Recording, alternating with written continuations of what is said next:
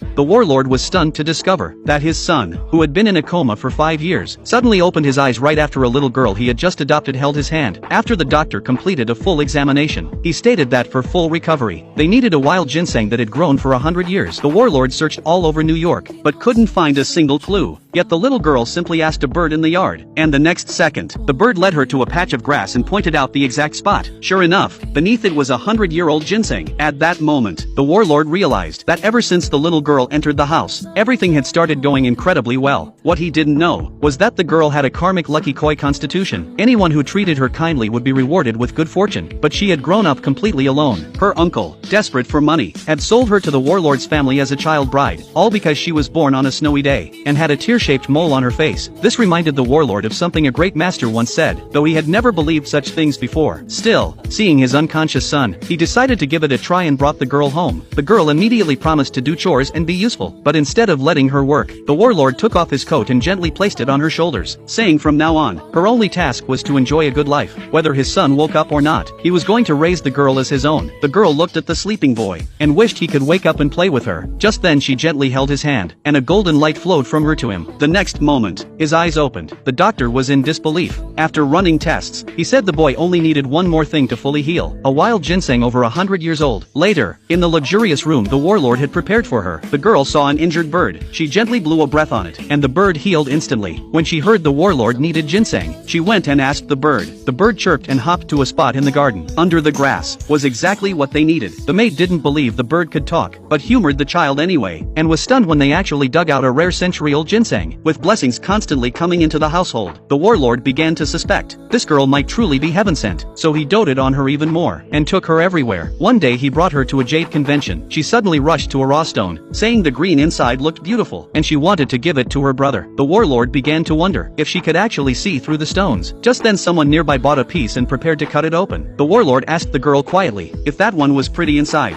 She shook her head, and sure enough, the stone turned out to be worthless. Now completely convinced the girl had a gift, he asked her to help him pick stones to raise military funds. With her help, he quickly acquired a large batch of high-potential raw jade, but this attracted jealousy from a scheming woman. She had been trying to marry the warlord for years, but was always turned down. Now seeing him shower attention on the little girl, she grew resentful, and publicly accused him of spoiling the girl too much. To her surprise, the warlord fiercely defended the child. Furious, the scheming woman told her brother, who had long wanted to challenge the warlord's authority. He came with his men, and demanded a jade cutting competition, to see who could pick the best stone. The warlord originally didn't want to bother, but after repeated provocations and insults, he finally agreed. Both sides chose their stones. The scheming woman's brother picked his with the help of a jade master. The warlord simply nodded to the little girl, and she walked over